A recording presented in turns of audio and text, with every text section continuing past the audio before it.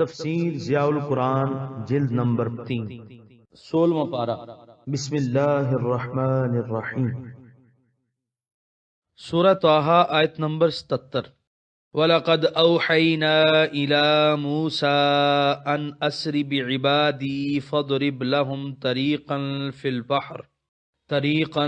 فِي الْبَحْرِ يَبَسًا لَا تَخَافُ دَرَكًا وَلَا تَخْشَىٰ۔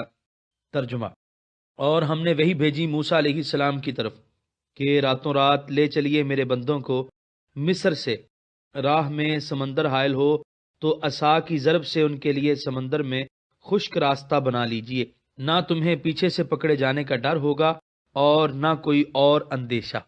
سورہ طٰہٰ آیت نمبر 78 فَأَتْبَعَهُمْ فِرْعَوْنُ بِجُنُودِهِ فَغَشِيَهُمْ مِنَ الْيَمِّ مَا غَشِيَهُمْ۔ ترجمہ: پس فرعون نے ان کا تعاقب کیا اپنے لشکروں سمیت، پس چھا گئیں فرعونیوں پر سمندر کی تند موجیں جیسا کہ چھا گئیں ان پر۔ سورہ طٰہٰ آیت نمبر 79 وَأَضَلَّ فِرْعَوْنُ قَوْمَهُ وَمَا هَدَىٰ۔ ترجمہ: اور گمراہ کر دیا فرعون نے اپنی قوم کو اور نہ دکھائی انہیں سیدھی راہ۔ سورہ طٰہٰ آیت نمبر 79 کی تفسیر۔ ان آیات میں مصر سے بنی اسرائیل کی ہجرت کا واقعہ مذکور ہے۔ قدرت الہی نے کس طرح ان کے سامنے سمندر کو پایاب کر دیا اور کس طرح اس کے حکم سے سمندر کی ٹھہری ہوئی موجیں فرعون اور اس کے لشکر کو خس و خاشاک کی طرح بہا کر لے گئیں اور انہیں تباہ و برباد کر دیا۔ اہل ہوش کے لیے اس میں عبرت کا بڑا سامان ہے۔ سورہ طٰہٰ آیت نمبر 80 یا بنی اسرائیل قد انجیناکم من عدوکم وواعدناکم جانب الطور الایمن ونزلنا علیکم المن والسلوى۔ ترجمہ: اے بنی اسرائیل، دیکھو ہم نے بچا لیا تمہیں تمہارے دشمن سے، اور ہم نے تم سے وعدہ کیا کوہ طور کی دائیں جانب کا، اور ہم نے اتارا تم پر من اور سلوہ۔ سورہ طٰہٰ آیت نمبر 80 کی تفسیر۔ بنی اسرائیل پر جو انعامات کیے گئے تھے ان کا ذکر کر کے انہیں شکر الہی بجا لانے اور نافرمانی سے باز آنے کی ہدایت کی جا رہی ہے۔ بنی اسرائیل 40 سال تک طیہ کے میدان میں اقامت گزین رہے اور جہاں کھانے پینے کی کوئی چیز دستیاب نہ ہوتی تھی، اس لیے عالم غیب سے ان کی خوراک کا اہتمام کیا گیا۔ قرآن نے اس کو من اور سلوہ سے تعبیر کیا، جس کی وضاحت پہلے پارے میں گزر چکی ہے۔ سورہ طٰہٰ آیت نمبر 81 کُلُوا مِن طَیِّبَاتِ مَا رَزَقْنَاکُمْ وَلَا تَطْغَوْا فِیہِ فَیَحِلَّ عَلَیکُمْ غَضَبِی وَمَن یَحْلِلْ عَلَیہِ غَضَبِی فَقَدْ هَوَىٰ۔ ترجمہ: کھاؤ ان پاکیزہ چیزوں سے جو ہم نے تم کو عطا کی ہیں، اور اس میں حد سے تجاوز نہ کرنا، ورنہ اترے گا تم پر میرا غضب، اور وہ بد نصیب اترتا ہے جس پر میرا غضب تو یقیناً وہ گر کر رہتا ہے۔ سورہ طٰہٰ آیت نمبر 81 کی تفسیر۔ اگر تم نافرمانی سے باز نہ آئے تو غضب الہی کے مستحق قرار پاؤ گے، اور جس پر غضب الہی ہوا وہ تباہ و برباد ہو گیا۔ سورہ طٰہٰ آیت نمبر 82 وَإِنِّي لَغَفَّارٌ لِّمَن تَابَ وَآمَنَ وَعَمِلَ صَالِحًا ثُمَّ اهْتَدَىٰ۔ ترجمہ: اور میں بلا شبہ بہت بخشنے والا ہوں اسے جو توبہ کرتا ہے اور ایمان لاتا ہے اور نیک عمل کرتا ہے، بعد ازاں ہدایت پر مستحکم رہتا ہے۔ سورہ طٰہٰ آیت نمبر 83 وَمَا أَعْجَلَكَ عَن قَوْمِكَ يَا مُوسَىٰ۔ ترجمہ: اور کس وجہ سے تم جلدی آ گئے اپنی قوم سے اے موسیٰ۔ سورہ طٰہٰ آیت نمبر 83 کی تفسیر۔ یہ واقعہ پوری شرح و بسط کے ساتھ سورۃ الاعراف میں گزر چکا ہے، یہاں مختصر اس کا تذکرہ کر دیا جاتا ہے۔ جب بحر احمر کو عبور کر کے سینا کے بیابان میں پہنچے تو اللہ تعالیٰ نے طور پر حاضر ہونے کا حکم دیا تاکہ انہیں ایک کتاب دی جائے جس کے مطابق ان کی قوم اطاعت و انقیاد کی زندگی بسر کر سکے۔ آپ نے روانہ ہونے سے پہلے ساری قوم کو تاکید فرمائی کہ وہ ان کی غیر موجودگی میں کوئی ناشائستہ حرکت نہ کرے، اور ان کی دیکھ بھال کے لیے حضرت ہارون کو اپنا نائب مقرر کیا۔ اپنے ہمراہ 70 سر برآوردہ آدمی لے کر چلے۔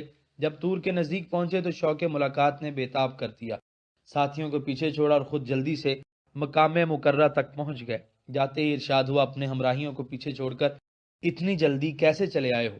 عرض کی وہ بھی بالکل نزدیک میرے پیچھے پیچھے آ رہے ہیں، اور میں تو خود اس لیے جلدی آ گیا ہوں کہ تو راضی ہو جائے کہ میرا بندہ میرے حکم کی تعمیل میں اور شوق ملاقات سے بے بس دوڑا چلا آیا ہے۔ ارشاد ہوا تم تو ادھر آ گئے ہو اور ہم نے تیری قوم کو ایک آزمائش میں ڈال دیا ہے۔ ان کو تو سامری نے ایک بچڑے کا پرستار بنا دیا ہے۔ آپ کے غصے اور افسوس کا حال نہ پوچھیے، بنا بنایا کھیل چوپٹ ہو گیا تھا۔ واپس آئے، قوم کو خوب جھاڑا۔ نالائکو، تم تھوڑا سا انتظار بھی نہ کر سکے، اور میرے خدا کو چھوڑ کر جس نے تم پر اپنی رحمتوں کی بارش فرمائی، تم ایک دھات کے بنے ہوئے بچڑے کی پوجا کرنے لگ گئے۔ تمہیں ایسا کرتے ہوئے حیا نہ آئی؟ سورہ طٰہٰ آیت نمبر 84۔ قال هم اولائی علی اثری وعجلت الیک رب لترضی۔ ترجمہ، عرض کی وہ یہ ہیں میرے پیچھے، اور میں جلدی جلدی تیری بارگاہ میں اس لیے حاضر ہو گیا ہوں میرے رب کہ تو راضی ہو جائے۔ سورہ طٰہٰ آیت نمبر 85۔ قال فإنا قد فتنا قومك من بعدك وأضلهم السامري۔ ترجمہ، ارشاد ہوا کہ ہم نے تو آزمائش میں مبتلا کر دیا ہے تمہاری قوم کو تمہارے چلے آنے کے بعد، اور گمراہ کر دیا ہے انہیں سامری نے۔ سورہ طٰہٰ آیت نمبر 86۔ فرجع موسیٰ إلى قومه غضبان آسفا قال يا قوم ألم يعدكم ربكم وعدا حسنا أفطال عليكم العهد أم أردتم أن يحل عليكم غضب من ربكم فأخلفتم موعدي۔ ترجمہ، یہ سنتے ہی لوٹے موسیٰ علیہ السلام اپنی قوم کی طرف غضبناک اور افسردہ خاطر ہو کر۔ فرمایا ہے میری قوم، کیا وعدہ نہیں کیا تھا تم سے تمہارے رب نے، بہت عمدہ وعدہ؟ تو کیا طویل مدت گزر گئی ہے اس وعدے پر اور تم اس کے ایفا سے مایوس ہو گئے؟ یا تم یہ چاہتے ہو کہ اترے تم پر غضب تمہارے رب کی طرف سے، اس لیے تم نے توڑ ڈالا میرے ساتھ کیا ہوا وعدہ؟ سورہ طٰہٰ آیت نمبر 87۔ قالوا ما اخلفنا موعدك بملكنا ولكننا حملنا اوزارا من زینة القوم فقذفناها فكذلك القى السامری۔ ترجمہ، کہنے لگے نہیں توڑا ہم نے آپ سے کیا ہوا وعدہ اپنے اختیار سے، بلکہ واقعہ یہ ہے کہ ہم پر لاد دیے گئے تھے بوجھ قوم فرعون کے زیورات سے، سو ہم نے سامری کے کہنے پر انہیں پھینک دیا، اسی طرح سامری نے بھی اپنے حصے کے زیور پھینک دیے۔ سورہ طٰہٰ آیت نمبر 87 کی تفسیر۔ کہنے لگے حضور یہ جو کچھ ہم سے سرزد ہوا ہم نے دانستہ نہیں کیا، ہم تو اس سامری کے چکر میں آ گئے تھے۔ جب آپ نے دیر لگائی اور ہم پریشان ہو گئے تو اس نے آ کر کہا جب تک تم یہ سونے چاندی کے زیورات اتار کر پھینک نہیں دو گے موسیٰ کا منہ نہیں دیکھو گے۔ ہم نے آپ کے شوق میں سارے زیورات اتار کر پھینک دیے۔ اس نے انہیں اٹھایا، آگ میں گلایا اور ان سے ایک بچڑا تیار کیا، اور پھر ہمیں آ کر کہا کہ تمہارا اور موسیٰ کا خدا تو یہ ہے۔ موسیٰ بھول گئے، انہیں اپنے خدا کی خبر ہی نہیں، خام خواہ اس کی تلاش میں طور کی چوٹیاں سر کرتے پھرتے ہیں۔ اب دیکھنا یہ ہے کہ یہ زیورات انہیں کہاں سے دستیاب ہوئے، کیا یہ ان کے اپنے ذاتی زیورات تھے جس طرح مولانا مودودی نے تفہیم القرآن میں لکھا ہے، یا قوم فرعون کے زیورات تھے جو انہیں مل گئے تھے؟ قرآن کریم کے الفاظ من زینت القوم اس بات پر دلالت کرتے ہیں کہ یہ زیورات ان کے اپنے ذاتی نہ تھے، بلکہ قوم فرعون سے انہیں دستیاب ہوئے تھے، کیونکہ اگر ان کے ذاتی ہوتے تو پھر من زینت القوم کی بجائے من زینتنا کے الفاظ ہوتے۔ زینت القوم کے الفاظ سے پتہ چلتا ہے کہ یہ زیورات دراصل قوم فرعون کے تھے جو اب بنی اسرائیل کے قبضے میں آ گئے تھے۔ ان کو یہ زیورات کیوں کر دستیاب ہوئے، اس کا ایک جواب تو وہ ہے جو تورات میں مذکور ہے، چنانچہ بائبل کتاب الخروج میں ارشاد ہوتا ہے پھر خدا نے موسیٰ سے یہ بھی کہا کہ تو بنی اسرائیل سے یوں کہنا کہ خداوند تمہارے باپ دادا کے خدا، ابراہیم کے خدا اور اسحاق کے خدا اور یعقوب کے خدا نے مجھے تمہارے پاس بھیجا ہے کہ جا کر اسرائیلی بزرگوں کو ایک جگہ جمع کر، اور یوں ہوگا جب تم نکلو گے تو خالی ہاتھ نہ نکلو گے، بلکہ تمہاری ایک ایک عورت اپنی اپنی پڑوسن سے اور اپنے اپنے گھر کی مہمان سے سونے چاندی کے زیور اور لباس مانگ لے، ان کو تم اپنے بیٹے اور بیٹیوں کو پہناؤ گے اور مصریوں کو لوٹ لو گے۔ باب 3 آیت 15 تا 22۔ دوسرے مقام پر یوں مذکور ہے، سو اب تو لوگوں کے کان میں یہ بات ڈال دے کہ ان میں سے ہر شخص اپنے پڑوسی اور ہر عورت اپنی پڑوسن سے سونے چاندی کے زیور لے۔ باب 11 آیت 2 اور 3۔ ان آیات کے مطالعے سے پتہ چلتا ہے کہ بنی اسرائیل نے دھوکے سے قبطیوں کے زیور لیے۔ انہوں نے کہا تو یہ کہ یہ زیور وہ عاریتاً لے رہے ہیں، لیکن ان کی نیت یہ نہ تھی کہ وہ ان کے زیورات لے کر یہاں سے رفو چکر ہو جائیں گے اور زیور واپس کرنے کا سوال ہی پیدا نہ ہوگا۔ یہ سری دھوکہ بازی ہے اور بائبل میں اس دھوکہ بازی کو اللہ تعالیٰ کی طرف منسوب کیا گیا ہے، الیاذ باللہ۔ ایک مومن تو ایسی بات کی نسبت رب کریم کی طرف نہیں کر سکتا، اس لیے یہ توجیہ ہمارے لیے ہرگز قابل قبول نہیں۔ دوسری توجیہ وہ ہے جو ہمارے مفسرین نے ذکر کی ہے کہ جب فرعون اور اس کا لشکر سمندر میں غرق ہو گیا تو سمندر کی موجوں نے ان کی لاشوں کو اٹھا کر ساحل پر پھینک دیا۔ اس وقت مرد بھی زیور پہنا کرتے تھے۔ اس فوج میں جرنیل، بڑے بڑے رؤساء اور اعیان مملکت شامل تھے۔ انہوں نے یقیناً اپنے آپ کو زیورات سے آراستہ کیا ہوا ہوگا۔ جب بنی اسرائیل کا گزر ان مردہ لاشوں کے پاس سے ہوا تو انہوں نے وہ زیور اتار کر اپنے قبضے میں کر لیے، اور اس طرح قبطی قوم کا بے انداز سونا بنی اسرائیل کے ہاتھ آ گیا۔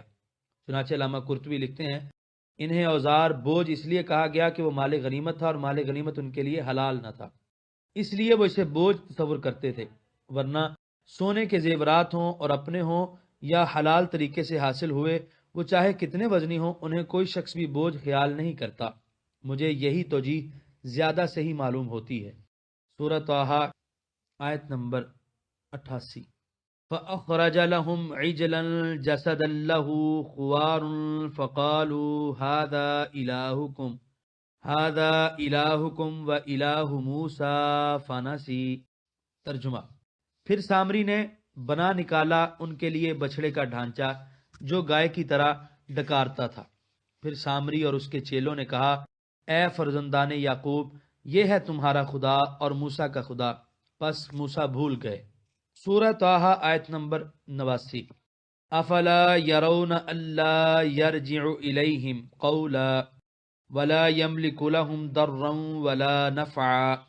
ترجمہ: کیا ان احمقوں نے یہ بھی نہ دیکھا کہ یہ بچڑا ان کی کسی بات کا جواب بھی نہیں دے سکتا اور نہ اختیار رکھتا ہے ان کے لیے کسی ضرر کا اور نہ نفع کا۔ سورہ طٰہٰ آیت نمبر 89 کی تفسیر۔ یہاں سے ان کی حماقت کی طرف اشارہ کیا گیا کہ یہ بچڑا جسے تم نے خدا بنا لیا ہے، اس کی بے بسی کا تو یہ عالم ہے کہ تمہاری بات کا جواب تک نہیں دے سکتا، نفع اور نقصان پہنچانے کی اس میں طاقت نہیں، بھلا یہ خدا کیوں کر ہو سکتا ہے۔ یہاں پر 16ویں پارے کا 13واں رکوع مکمل ہوا۔ قرآن کریم کے مفہوم کو واضح کرنے کی یہ فقیرانہ کوشش اگر آپ کو اچھی لگی ہو اور آپ ہماری حوصلہ افزائی کرنا چاہیں تو اس ویڈیو کو شیئر کر دیجئے، کیونکہ تبلیغ دین فرض ہے۔ ہم نے اپنے حصے کا چراغ روشن کیا، دعا ہے کہ آپ بھی اپنے حصے کا کریں۔